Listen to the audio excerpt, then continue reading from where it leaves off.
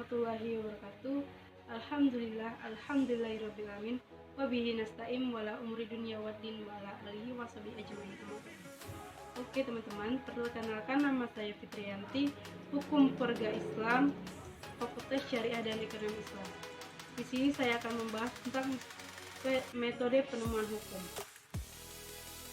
Yang pertama ada metode interpretasi.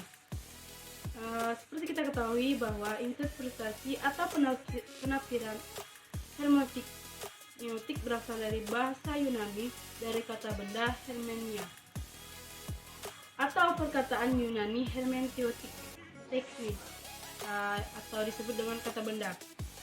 Berarti seni atau kemahiran seorang seniman atau rapsod yang menginterpretasi puisi dan pendeta yang menginterpretasi ungkapan dewa.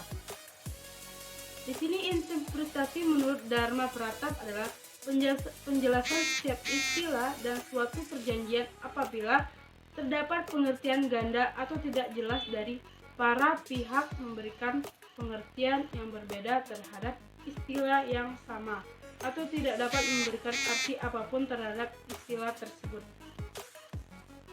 Sedangkan metode interpretasi terbagi menjadi dua. Yang pertama yaitu interpretasi harfiah dan sedangkan yang kedua ada interpretasi fungsional.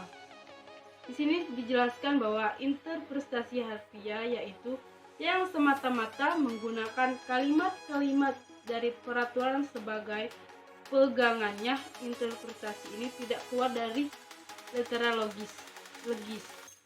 Nah, yang kedua interpretasi fungsional, yaitu interpretasi nenas yang berusaha untuk memahami maksud sebenarnya dari suatu peraturan dengan menggunakan berbagai sumber lain yang lebih memuaskan. Nah, sedangkan yang kedua yaitu metode argumentasi.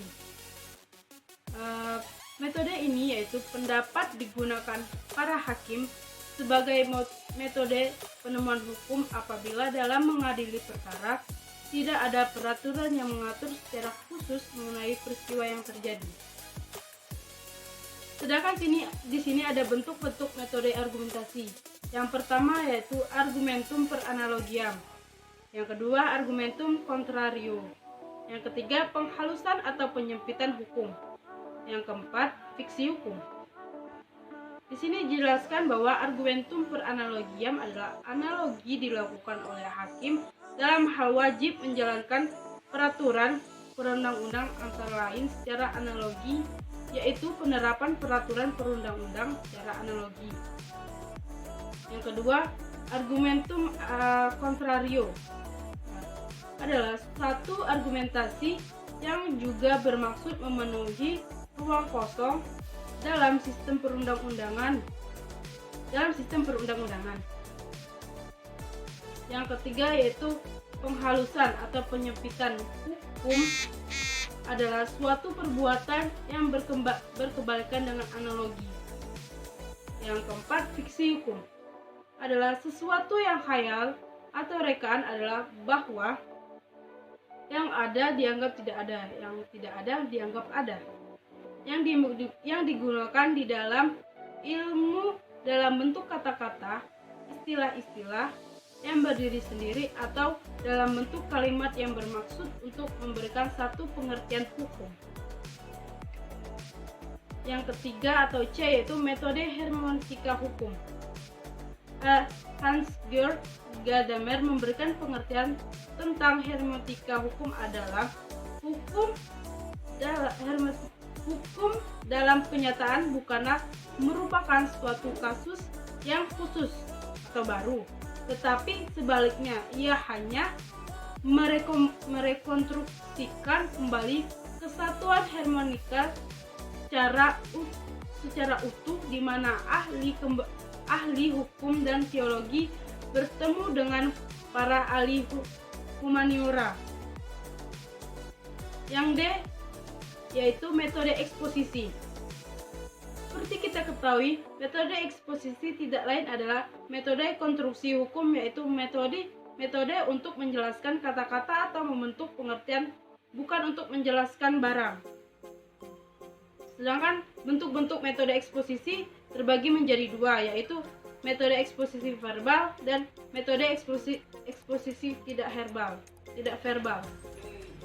Yang metode sinonimasi, yaitu satu kata X dijelaskan dengan sinonimasi apabila suatu kata Y disebutkan sebagai kata yang mempunyai arti kata sama.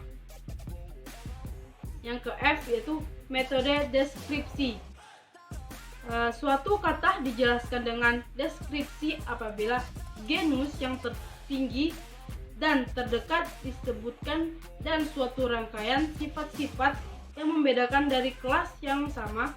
Bedanya dengan definisi bahwa dalam definisi yang diperluas deskripsi digunakan sebagai metode tambahan pada individualisasi. Yang G yaitu metode representasiasi, yaitu metode eksposisi yang tidak verbal. Ialah metode representasiasi. Seorang menjelaskan suatu kata kepada orang lain dengan representasiasi apabila ia menyebutkan kata, sedang yang lain memperoleh suatu gambaran atau melalui panca inderanya. Baiklah teman-teman, mungkin itu saja yang bisa saya dapat sampaikan. Bila ada kata-kata yang kurang berkenan menurut kalian, saya mohon maaf, kepada Tuhan saya mohon ampun. Mungkin semoga video ini bermanfaat untuk teman-teman semua, dan maaf jika kata-kata saya yang kurang berkenan atau salah kata, saya mohon ampun. Akhir kata, wabillahi taufiq wal hidayah.